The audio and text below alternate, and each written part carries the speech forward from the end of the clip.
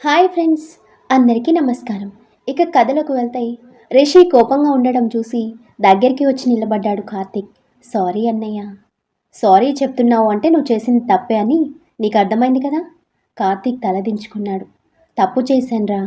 పెళ్లి చేస్తే నీ ఆలోచన ధోరణి మారుతుంది అనుకున్నా కానీ ఇలా ఆ పిల్లని బాధ పెడతావనుకోలేదు. అయ్యో, నేనేం తన్ని బాధ పెట్టలేదన్నయ్య. రాత్రి నేను ఇంటికి వచ్చేసరికి బాగా ఆలస్యం అయ్యింది. పవిత్ర అప్పటికే నిద్రపోయింది. తినేసి ఉంటుందిలే, లేపడం ఎందుకని నేను నిద్రపోయాను. అది సరే, రాత్రి పక్కనే ఉన్నాగా, తన ఒంటి వేడి కూడా నీకు తెలియలేదా? లేదన్నయ్య, మత్తుగా నిద్రపోయానని చెప్తున్నా కదా. లేకపోతే తనని అలా వదిలేస్తానా చెప్పు. ఏం, పక్కన పడుకున్న భార్య ఒళ్ళు కాలుతున్న విషయం కూడా తెలియనంతగా తాగొచ్చావా? అన్నయ్య, నువ్వంత మత్తుగా నిద్రపోయేది తాగినప్పుడే, నాకు తెలుసు. సారీ అన్నయ్య, అది ఫ్రెండ్స్ పార్టీ అడిగారు. చూడు కార్తీక్, నువ్వు ఫ్రెండ్స్తో ఎలా అయినా ఊరేగు, కానీ పవిత్రను అశ్రద్ధ చేస్తే మాత్రం ఊరుకునేది లేదు. ఆ పిల్ల అమాయకురాలు. తన బాధ ఎవరికి చెప్పుకోవాలో తెలియక తనలో తానే కుమిలిపోతుంది. ఇప్పుడు తను బాధపడేంత పెద్ద విషయం ఏం జరిగిందన్నయ్య? ఏం జరిగిందో పవిత్రకి స్పృహ వచ్చాక తెలుస్తుంది. నువ్వు కానీ తన్ని హర్ట్ చేస్తున్నావని తెలియాలి. అప్పుడు చెప్తా నీ పని. అమ్మో, ఇప్పుడు ఇది కానీ నిజం చెప్పిందో నా పని అవుట్. భగవంతుడా, నువ్వే కాపాడాలి. పవిత్రకి మెలకువ రావడంతో పైకి లేచి కూర్చోబెట్టింది చందన. ఎలా ఉంది పవిత్ర? పర్లేదక్క. అయినా ఫీవర్ ఉన్నప్పుడు మాకెవరికైనా చెప్పాలి కదా. అలా గదిలోనే ఉండిపోతే మాకెలా తెలుస్తుంది? ఏమో అక్క, నిద్రపోవడం వరకే నాకు గుర్తుంది. తర్వాత ఏం జరిగిందో తెలీదు. ఎలా తెలుస్తుంది స్పృహ తప్పితే? ఇంకా లేట్ అయి ఉంటే చాలా సీరియస్ కండిషన్లకు వెళ్ళుండేదానివి. అయినా నేను నువ్వేం తినలేదా? తిన్నానక్క. అబద్ధం చెప్పకు. అది ఆయన వచ్చాక తిందామనుకున్నాను. ఒక విషయం చెప్పు, కార్తీక్ నీతో సరిగ్గానే ఉంటున్నాడా? చందన ఆ ప్రశ్న అడిగే టైంకి కార్తీక్ రిషి గది లోపలికి వచ్చారు. తను ఏం చెప్తుందో అని కార్తీక్ గుండె వేగంగా కొట్టుకోవడం మొదలైంది. చెప్పమ్మా, వీడు నేనేమైనా ఇబ్బంది పెడుతున్నాడా? తలెత్తి కార్తీక్ కళ్ళల్లోకి చూసింది. టెన్షన్ పడుతూ చెప్పొద్దని కళ్ళతోనే సైగ చేశాడు. చెప్పు పవిత్ర, నువ్వు చెప్తేనే కదా మాకు తెలిసేది. అదేం లేదు బావగారు, ఆయన నన్ను బాగానే చూసుకుంటున్నారు. కార్తీక్ రిలాక్స్గా ఊపిరి తీసుకున్నాడు. నిజమే చెప్తున్నావా? నిజం బావగారు, ఆయన తప్పేం లేదు. ఫీవర్ అని నాకే తెలియలేదు అంతే. కొన్ని రోజులు మా అమ్మ వాళ్ళ ఇంట్లో ఉండాలని ఉంది. పంపిస్తారా? నాకు కుదరదు. ఇంకో 2 డేస్లో నేను జాబ్ జాయిన్ అవ్వాలి. నేను ఒక్కదాన్నే వెళ్ళాలనుకుంటున్నాను బావగారు. సరే, 4 రోజులు మీ ఇంట్లో ఉంటే నీకు రిలీఫ్గా ఉంటుంది. వెళ్ళిరామ్మా. థ్యాంక్స్ బావగారు. సరే, నువ్వు ఫ్రెష్ అయ్యి రా పవిత్ర. పదండి, మనం బయటికి వెళ్దాం. రిషిని తీసుకుని బయటికి వెళ్ళిపోయింది చందన. కార్తీక్ పవిత్ర వైపు చూశాడు. తాను పైకి లేచి వాష్రూమ్లోకి వెళ్ళబోతూ తూలిపడింది. కార్తీక్ దగ్గరికి వచ్చి పట్టుకున్నాడు. జాగ్రత్త. పవిత్ర తన చేతిని విడిపించుకొని వాష్రూమ్లోకి వెళ్ళి డోర్ లాక్ చేసుకుంది. కార్తీక్ బయటికి వచ్చి కూర్చున్నాడు. కాసేపటికి పవిత్ర రెడీ అయ్యి బ్యాగ్తో బయటికి వచ్చింది. కార్తీక్, తనని వాళ్ళ ఇంట్లో దించేసిరా. పర్లేదు బావగారు, నేను బస్లో వెళ్తాను. ఏంటి, బస్లో వెళ్తావా? అసలే ఆరోగ్యం బాగాలేదు, ఒంటరిగా ఎలా పంపిస్తాం? కార్తీక్, వెళ్ళు. వద్దు బావగారు, ఆయన్నెందుకు ఇబ్బంది పెట్టడం, నేను వెళ్తాను. ఇబ్బంది ఏంటి కార్తీక్, నీకేదైనా పనుందా? లేదన్నయ్య, తీసుకువెళ్తాను. సరే వెళ్ళండి. ఓకే, రా. కార్తీక్ బయటికి నడవడంతో పవిత్ర ఇంకేం మాట్లాడలేక తనతో పాటే వెళ్ళింది. రిషి ఆలోచిస్తూ చందన వైపు చూశాడు. పవిత్ర మన దగ్గర ఏదో దాస్తుందనిపిస్తుంది చందు. అసలు వీళ్ళిద్దరూ ఒక్కటయ్యారంటావా? మీకు ఆ భయమే అవసరం లేదు. తను స్పృహలో లేనప్పుడు నేను చెక్ చేశాను, ఒకటయ్యారు. మరి పవిత్ర ఎందుకు అలా ఉంటుంది? భయపడాల్సింది ఏమీ లేదండి. మీ తమ్ముడు తనని కొంచెం రఫ్గా హ్యాండిల్ చేసినట్టున్నాడు. దాంతో బెదిరిపోయి జ్వరం తెచ్చుకుంది అంతే. ఓ 4 రోజులు వాళ్ళ ఇంట్లో ఉండనివ్వండి, అంతా సర్దుకుంటుంది. అంతే అంటావా? అంతే. మీకు ఆఫీస్కి టైం అవుతుంది కదా, నన్ను హాస్పిటల్లో డ్రాప్ చేసి వెళ్ళండి. Okay, come. డ్రైవ్ చేస్తూ పవిత్ర వైపు చూశాడు. కారులో కూర్చుంది అన్న మాటే కానీ ఒక్క మాట కూడా మాట్లాడలేదు తను. ఏంటిది, నేను మాట్లాడకపోయినా ఏదో ఒకటి మాట్లాడింది, ఇలా సైలెంట్గా కూర్చుంది. నాకెందుకులే, ఇది మాట్లాడకుండా ఉంటేనే బెటర్ మనసులోని అనుకుంటూ కార్ స్పీడ్ పెంచాడు. కార్ అయినా బస్ అయినా స్పీడ్గా వెళ్తే భయం తనకి. కార్తీక్ సడన్గా స్పీడ్ పెంచేసరికి అతని వైపు చూసింది. ఏమైనా మాట్లాడుతుందేమో అని తన వైపు చూశాడు కార్తీక్. కానీ తనేం మాట్లాడకుండా పక్కకి తిరిగి కళ్ళు మూసుకొని కూర్చుంది. దాంతో ఇంకా తిక్కరేగి స్పీడ్ పెంచాడు. కళ్ళు మూసుకుని ఉన్న ఆ స్పీడ్ తనకి తెలుస్తూనే ఉంది. గుండెల్లో దడ పెరిగింది. కార్తీక్ తనని గమనించాడు. తన చేతులు వణుకుతున్నాయి. భయంతో ఏసీ కార్లో కూడా చెమటలు పట్టేశాయి. కార్తీక్కి డౌట్ వచ్చి బ్రేక్ వేశాడు. కళ్ళు తెరిచి వెంటనే డోర్ తీసుకుని బయటికి వచ్చి వాంతి చేసుకుంది. వాటర్ బాటిల్ తీసుకుని కంగారుగా తన దగ్గరికి వచ్చాడు కార్తీక్. తన చేతికి బాటిల్ ఇచ్చాడు. మొహం కడుక్కొని నీరసంగా పక్కనే ఉన్న చిన్న వంతెన గట్టు మీద కూర్చుంది. ఏమైంది? పవిత్ర దగ్గర నుండి సమాధానం లేదు. ఏమీ లేదు అని తల మాత్రం ఆడించింది. కార్తీక్ కోపంగా తన జబ్బ పట్టుకుని పైకి లేపాడు. భయంతో అతన్నే చూస్తూ ఉండిపోయింది. ఏంటి అడుగుతుంటే సమాధానం చెప్పవు? పొగరా? నీకేమైనా అయితే అందరూ నన్నే అంటారు. మాట్లాడవేం? నాకు స్పీడ్ పడదండి. మరి ఆ విషయం నేను కార్ స్పీడ్ పెంచినప్పుడే చెప్పొచ్చుగా. మీకు నేనేం మాట్లాడినా నచ్చడం లేదు కదా, అందుకే సైలెంట్గా ఉన్నాను. అలా అని నేను చెప్పానా? పవిత్ర ఏడుస్తూ నేల మీద కూర్చుండిపోయింది. కార్తీక్ కంగారుగా చుట్టూ చూశాడు. ఏంటిది? ఎవరైనా చూస్తే ఏమనుకుంటారు? లే పైకి. పవిత్ర అలానే ఏడుస్తూ కూర్చుంది. నీకే చెప్పేది పవిత్ర. అబ్బా లేవమన్నానా? చేయి పట్టుకుని పైకి లేవదీశాడు. ఇప్పుడు నేనేమన్నానని ఏడుస్తున్నావు? ముందా ఏడు పాపు ఆపమన్నానా?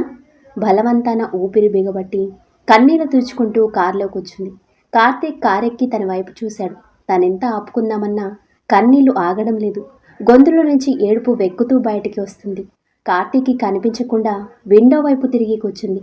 చేయి పట్టుకుని తన వైపు తిప్పుకున్నాడు. ఇప్పుడు ఎందుకు ఏడుస్తున్నావు నువ్వు? అసలు నీ ప్రాబ్లం ఏంటి? ఏం లేదు. పవిత్ర కోపం తెప్పించకు. చెప్పు. ఏం చెప్పాలి? ఒక్కో క్షణం ఒక్కోలా ఉంటున్నారు మీరు. మీకు ఏ క్షణం ఏ మాటకి కోపం వస్తుందో అర్థం కావటం లేదు. నేనేం మాట్లాడినా విసుక్కుంటున్నారు. నేనంటే ఇష్టం లేదని మొహం మీదే చెప్పేస్తారు. ఒక్క విషయం మాత్రం అర్థమైంది. మీరు నన్ను వదిలించుకోవాలని చూస్తున్నారు కదా? కార్తీక్ అవాక్కయ్యి పవిత్రని చూస్తూ ఉండిపోయాడు. మీరు డివోర్స్ కోసం లాయర్ని కాంటాక్ట్ చేస్తున్నారని నాకు తెలుసు. నీకెలా తెలుసు? నిన్న ఉదయం మా ఇంట్లో మీరు వాష్రూమ్కి వెళ్ళినప్పుడు మీ ఫోన్ రింగ్ అయింది. పదే పదే రింగ్ అవుతుంటే ఏదైనా ఇంపార్టెంట్ కాల్ ఏమో అని లిఫ్ట్ చేశాను. లాయర్ గారు ఫోన్ చేశారు. నా ఫోన్ నువ్వెందుకు తీసావు? అది మేనర్స్ కాదని తెలీదా? మరి మీరు చేసేది మాత్రం కరెక్టా?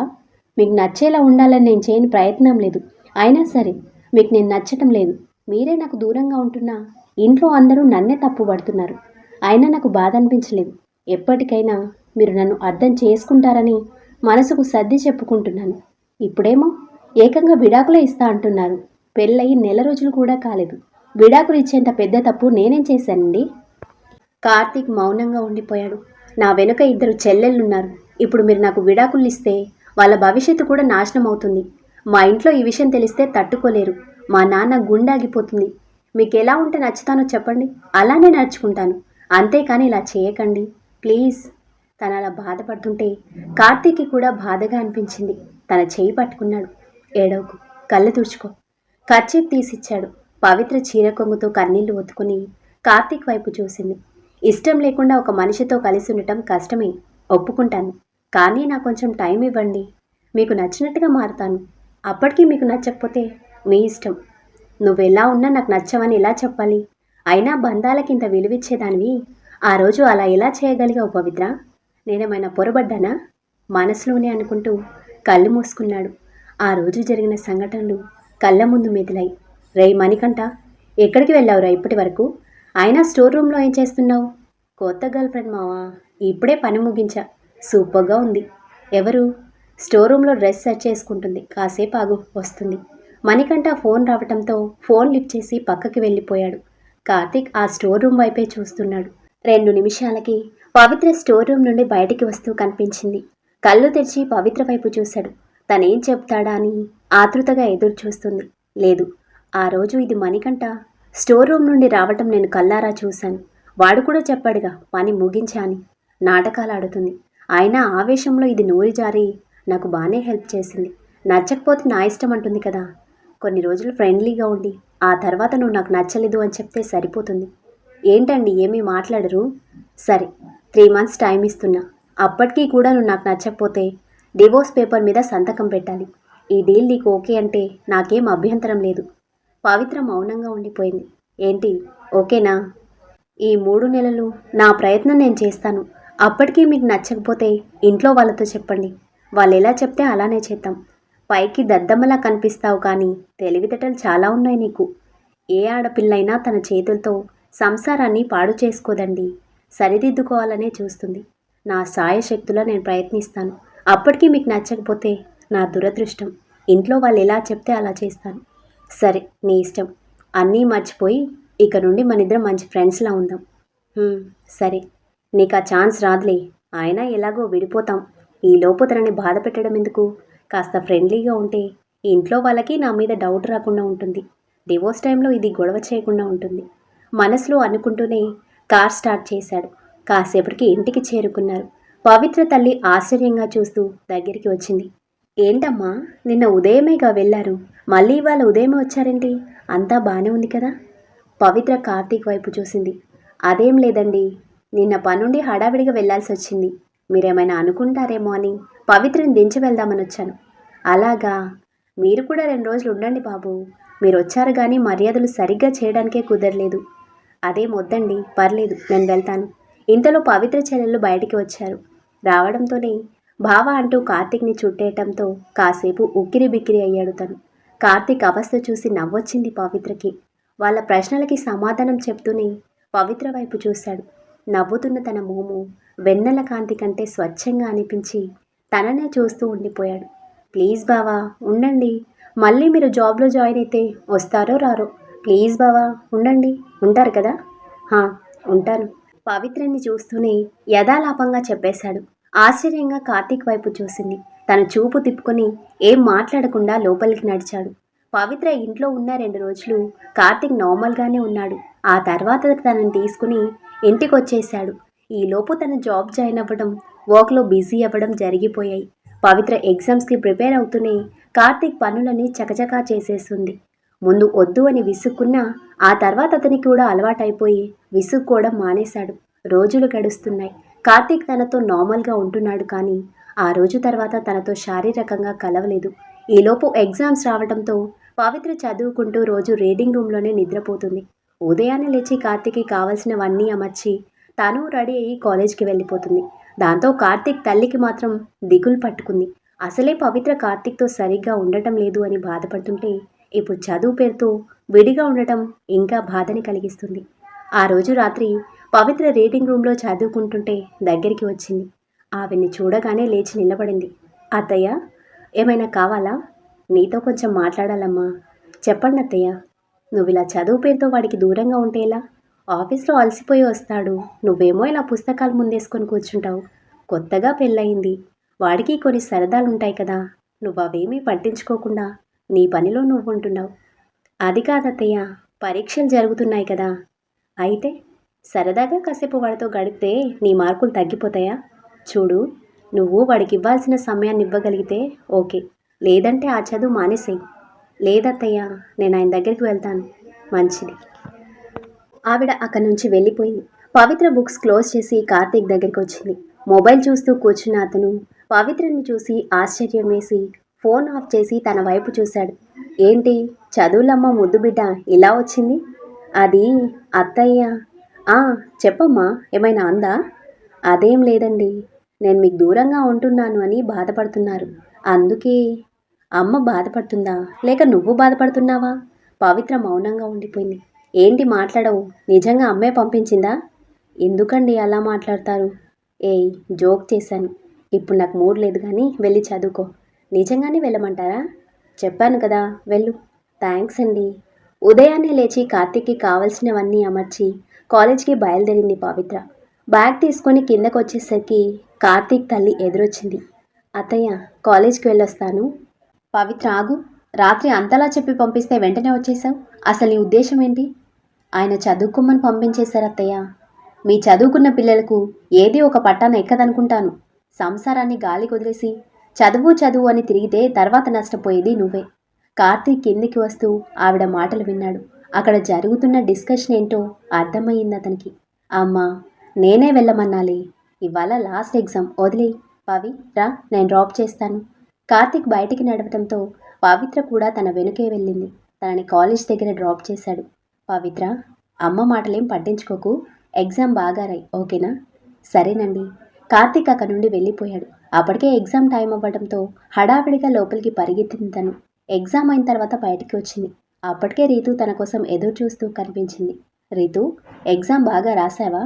ఏదో రాసానులే, నువ్వు విరగదీస్తుంటావు కదా. పర్లేదు, బాగానే రాశాను. నువ్వు అలానే అంటావు కానీ డిస్టింక్షన్ వస్తుంది చూడు. సరేలే, బస్కి ఇంకా టైం ఉంది కదా, క్యాంటీన్లో కూర్చుందాంరా. సరే పద. ఇద్దరూ క్యాంటీన్కి వచ్చి కూర్చున్నారు. రీతు కాఫీ ఆర్డర్ ఇచ్చి పవిత్ర వైపు చూసింది. ఏంటి విశేషాలు? మీ శ్రీవారికి ఏమైనా మార్పు వచ్చిందా లేదా? ఏమో, ప్రస్తుతం అయితే బాగానే ఉంటున్నారు. పవి, అంతా ఓకేనా? ఏమీ అర్థం కావడం లేదే. పెళ్లి పేరుతో తెలియని మనుషుల మధ్య పడేశారు. ఈయనేమో నువ్వు నాకు నచ్చలేదు అని దూరంగా ఉంటున్నారు. ఇంట్లో వాళ్ళేమో ఆయనకి దూరంగా ఉంటున్నాను అని నన్నే తిడుతున్నారు. ఆయన దూరంగా ఉంటుంటే నేనేం చేయాలి? ఏయ్, ఏడుస్తున్నావా? పవి, ఇలా చూడు, ఏడవకు. తన కన్నీళ్లు తుడుస్తూ ఓదార్చింది. అసలేమైంది? ఆ రోజు కలిశారు కదా, బానే ఉంటారులే అనుకుంటే నువ్వేంటి ఇలా మాట్లాడుతున్నావు? ఆ రోజు నీ మాటలకి కోపం వచ్చి నాతో కాపురం చేశారంతే. ఆ రోజు తర్వాత ఈ 3 నెలల్లో ఒక్కసారి కూడా ఆయన నన్ను టచ్ చేయలేదు రీతు. పైగా విడాకులు ఇస్తా అంటున్నారు. వాట్? విడాకులా? అదేంటి? నేను ఆయనకి నచ్చినట్టుగా ఉంటానని చెప్పాను. అప్పటికీ నచ్చకపోతే డివోర్స్ ఇస్తా అన్నారు. మీ ఆయనకేమైనా పిచ్చా? అవేమన్నా మా విడాకులు అనుకుంటున్నాడా? ఏమో, నా ప్రయత్నాలు నేను చేశాను. ఇక ఆయన ఏ నిర్ణయం తీసుకుంటారు. అసలు మీ ఆయన ప్రాబ్లం ఏంటి? నువ్వెందుకు నచ్చటం లేదు? అది తెలియక కదా నా బాధంతా. ఏం చేయాలో అర్థం కావడం లేదు రీతు. పోనీ ఇంట్లో విషయం చెప్పేయచ్చు కదా. చెప్పలేను. మావయ్య గారి ఆరోగ్యం కూడా అంతంత మాత్రమే. ఇక మా ఇంటి సంగతి తెలిసిందే కదా. టెన్షన్ పడకు, అన్నీ సర్దుకుంటాయి. సరే, బస్ టైం అవుతుంది, వెళ్తాను రీతు. Okay, bye Pavi. రాత్రి భోజనాలు ముగించి గదిలోకి వచ్చింది పవిత్ర. కార్తీక్ నవ్వుతూ దగ్గరికి వచ్చాడు. ఎగ్జామ్స్ ఎలా రాశావు? బాగా రాశానండి. గుడ్. ఈ పేపర్స్ మీద సంతకం పెట్టు. పేపర్స్తో పాటు పెన్ కూడా చేతిలో పెట్టాడు. పవిత్ర పేపర్స్ ఓపెన్ చేసి చూసి షాక్ అయింది. ఏంటండి ఇది? Divorce papers. మర్చిపోయావా? ఈ 3 నెలల్లో నువ్వు నాకు నచ్చకపోతే డివోర్స్ ఇస్తానన్నావుగా. అంటే ఇప్పటికి కూడా నేను మీకు నచ్చలేదా? లేదు, నీకు నాకు సెట్ అవ్వదు. విడిపోవడమే మనిద్దరికీ మంచిది. పవిత్ర కళ్ళలో నీళ్లు తిరిగాయి. ఏడుస్తూ అక్కడే కూలపడింది. ఏయ్, ఎందుకు ఏడుస్తున్నావు? ఎందుకండి ఇలా చేస్తున్నారు? మీకు నచ్చినట్టుగానే మసులుకుంటున్నా కదా, అయినా మీకెందుకు నచ్చటం లేదు? ఏయ్, ముందుగానే చెప్పాను కదా, ఇప్పుడెందుకు ఇంత సీన్ చేస్తున్నావు? సంతకం పెట్టు. పవిత్ర కన్నీళ్లు తుడుచుకొని లేచి నిలబడింది. నేను పెట్టను. వాట్? మిమ్మల్ని పెళ్లి చేసుకుంది మీతో కలిసి బ్రతకడానికి, విడిపోవడానికి కాదు. ఏయ్, ఏంటి రివర్స్లో వస్తున్నావు? మాటిచ్చావు కదా. మరి మీరు చేస్తుందేంటి? అగ్నిసాక్షిగా నా మెడలో తాళి కడుతూ మీరు చేసిన ప్రమాణాలు మీరెలా మర్చిపోయారు? కార్తీక్ అవాక్కయ్యి తననే చూస్తూ ఉండిపోయాడు. మొదటిసారి పవిత్ర తనతో గట్టిగా మాట్లాడడం. భారీగా నేను మీకు ఏ లోటు చేయడం లేదు. నా ఇష్టాలన్నీ వదిలిపెట్టి మీ ఇష్ట ప్రకారమే ఉంటున్నాను. మీకు నచ్చినట్టే నడుచుకుంటున్నాను. అయితే ఇప్పుడేమంటావు? విడాకులు ఇచ్చే సమస్య లేదు. పేపర్స్ చించేసి డస్ట్బిన్లో పడేసింది. ఏయ్, అలా చించేసావేంటి? నాకు నువ్వు నచ్చలేదు అని చెప్తున్నా కదా. నచ్చకపోతే పెళ్ళెందుకు చేసుకున్నారు? కాపురం ఎందుకు చేశారు? అదేదో ఆవేశంలో అలా జరిగిపోయింది. చూడండి, ఆ రోజు మిమ్మల్ని డిసప్పాయింట్ చేయడం ఇష్టం లేక నాకెంత నొప్పి కలిగినా పంటి బిగువనే భరించాను. ఎందుకు? భార్యగా మీకు ఆ సంతోషాన్ని ఇవ్వాలని. నా తప్పు లేకుండా నేను మీకు ఇవ్వాల్సినవన్నీ ఇచ్చాను, చేయాల్సినవన్నీ చేశాను. నా వైపు తప్పు లేదు. చచ్చిన విడాకుల పేపర్ల మీద సంతకం పట్టను. ఏం చేసుకుంటారో చేసుకోండి. పవిత్ర కోపంగా చెప్పి బయటికి వెళ్ళిపోయింది. తను రివర్స్ అయ్యేసరికి కార్తీక్ అయోమయంలో పడ్డాడు. స్టోరీ నచ్చితే లైక్ చేయండి, కామెంట్ చేయండి, ఇంకా సబ్స్క్రైబ్ చేసుకోండి. Thank you. మళ్ళీ కలుద్దాం.